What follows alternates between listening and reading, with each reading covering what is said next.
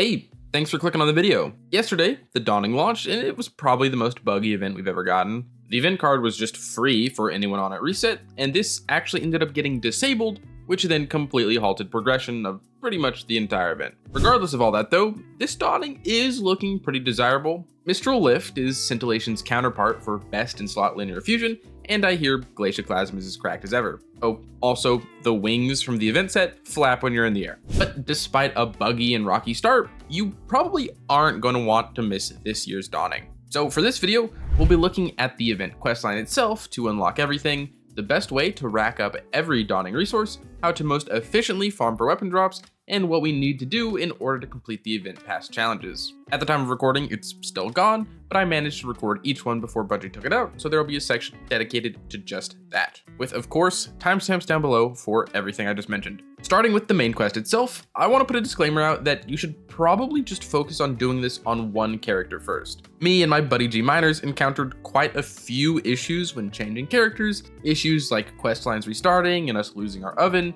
but all of these issues stopped once we finished the quest on our main characters. Also, if anything like this does come up, just visit Eva a couple times until you make sure you have your oven. But with that disclaimer aside, we begin by simply talking to Eva and picking up our oven. You then get a small resource drop giving you just enough to make one cookie for Zavala. Once you've made that cookie, the rest of your oven unlocks, which lets you see all possible ingredients and every other cookie recipe. But before beginning the bake-off, give that cookie to Zavala, which will then task you with claiming an event challenge. Now, without the event card enabled, you can't do this. So assuming this has been patched once this video is uploaded, you should be good to do that and then return to Eva to complete the next step of the quest. This is where you'll then get your first batch of Dawning Spirit, which is used for upgrades and loot focusing specifically. But you're going to want to buy your first upgrade to finish the intro quest. You'll then get a new quest that essentially has you bake one of each cookie and turn them in as well. At the same time, Eva will also give you a consumable that gives a few rewards to anybody you play with when you actually consume that. So pretty good for PvP matches. Then lastly, you'll get another quest, which just kind of asks you to toss some snowballs to get a guaranteed Memento drop. But at this point in the event, which is very early, kind of after your first visit to the tower, there are multiple avenues of engaging with the rest of the Dawning. All of them, though, want us to bake cookies. Whether you're aiming for some weapon drops or just want to finish all the challenges, we're going to need ingredients and, more importantly, Dawning Essence, which once we have that, we can then get Dawning Spirit for some weapon rolls and all the upgrades. But to begin baking cookies, the one resource that will always be required is Dawning Essence, which is dropped from any activity completion. And a pro tip is to try and aim to craft every possible recipe so that you can master your oven. This makes it so every recipe will only cost 10 essence compared to the previous 15. If you're a veteran player, you probably only need to craft one cookie, that being the Neo Moon Pies, and newer players, you're just gonna have to go down the line, but you will be doing this anyways for the quest we just mentioned a second ago. But when it comes to farming essence, we're looking at the classic methods. Sharing a first contact checkpoint from the Lightfall campaign will give you around 17 essence per completion, with each run taking around a minute. But the best source of essence is surely a Dul Inkara checkpoint, which is the last boss of the Shattered Throne dungeon. This encounter gives us around 22 essence per completion and takes the same amount of time or even less than the first contact checkpoint, with this being much less brain melting. Also, while you're here, for true boss melts, use snipers or wardcliff foil, as Dul Inkara is counted as a minor enemy, making these types of weapons extremely lethal against her. We were here for about an hour and a half and got a little more than 1,000 essence.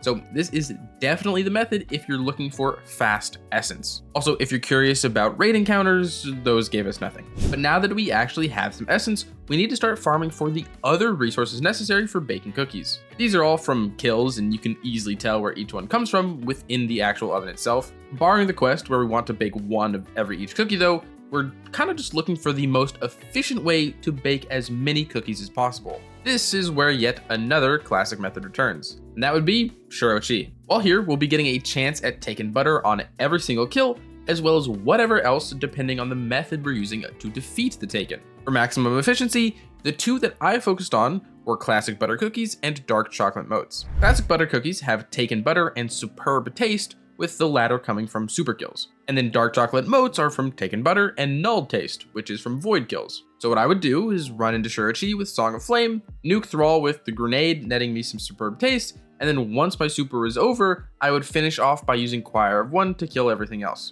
This resulted in me getting about 25 cookies baked in just a little over 5 minutes. But translating these cookies into loot then brings us to turning the cookies in. When we do this at whatever vendor you've selected, we're guaranteed 3 Dawning Spirit and have a chance at some extra loot, but namely a chance at a gift in return. This item is necessary for weapon focusing, but before moving into that, there are a couple of things to note about Dawning Spirit. One is that you should be picking up the bounties that Eva grants, as they'll give you a little bit of extra spirit when completing them. The next is that you can actually get spirit to drop while gathering other resources at Shirochi or wherever you're farming. If you have the Starfarer 7M and buy the Dawning upgrade from Eva just for some glimmer, you'll activate this perk that gives you a chance at getting Dawning Spirit when collecting a Dawning ingredient. This gave me about 3 spirit per run while I was at Shirochi. And then the other thing to note about Dawning Spirit are the Eva upgrades. Here, other than for an event challenge, we're going to just want to buy the gift wrap exchange ticket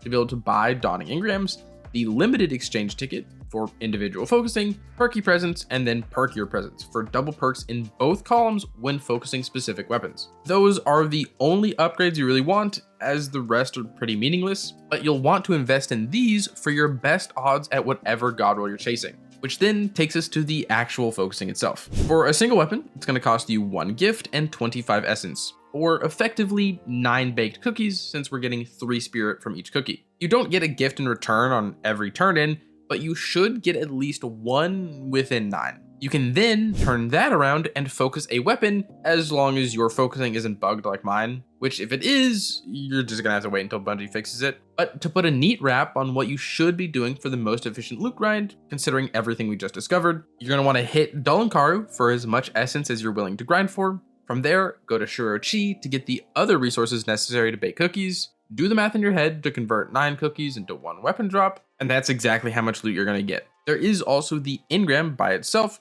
which can offer you mementos if you're lucky, and a random weapon for only costing 10 spirit. But with a fairly large weapon pool, it's probably not worth it. You're just gonna wanna actually focus for the weapon you do want. After all, it's only 15 spirit more. But then to end off this guide, I do want to quickly showcase the event challenges, just in case they're not in game when this gets uploaded. We've got Ice Cold Combat, which is just getting kills with snowballs, and that rewards us with a shader. Amateur Baker is one of a few, which essentially just have us bake every single individual cookie. Bake Extravaganza is a bit of a larger one, which is just asking us to bake 50 total cookies. Shopping Spree gives us another shader, and the goal for this one is to have every single upgrade bought from Eva, so kind of costly. Adept Baker is the next in that line, asking for 13 individual cookies. Expert Baker is the final one, having crafted every single cookie, and we get a ghost shell from that. Deep Freeze is kills with stasis weapons or abilities for a Stay Frosty and a Zephyr roll. Yarn Maker is the same but with Strand, and that gives us Glacioclasm. Thunder Snow is the same for Arc, and that gives us a roll of the Albedo Wing. Snow Melt is again, the same for Solar, and that's for an Avalanche roll. And then guess what? We have another one for Void, which gives us a Mistral Lift, the new LFR. And then on the final page, we have Vanguard Eternity, which is Vanguard Ops and Bears of Eternity if you want to do that. Competitive Spirit for Crucible and Gambit. Snowstruck for actually spawning in snowballs, not getting kills like the earlier one. And then Star Baker is just your capstone, see how far you're in the entire event. And I believe that's everything from this year's Dawning event. It's been very buggy, but with some nice aesthetics and some good weapons, it's actually not that bad. Also, there's just something nice going planet to planet, talking to all the vendors. But with that, thank you so much for watching this video. Getting this far into the video means a lot to me. Your viewership means a ton, especially to the algorithm. I'm on the road to 12,000 subscribers. Thank you guys for helping me hit 11K. I would love to have you as part of the community as we move forward. If you want to support me, support the channel, a like, a comment, a subscription goes a very long way, longer than you can probably know. You can also come check me out on Twitch as I'm doing a stream playthrough kind of thing of Destiny 1 with Llama and G Miners. If you want to support me and support the channel, but you can't think of a comment down below, Dawning. And with that, as usual, I hope you are having a great day, and I hope to see you around.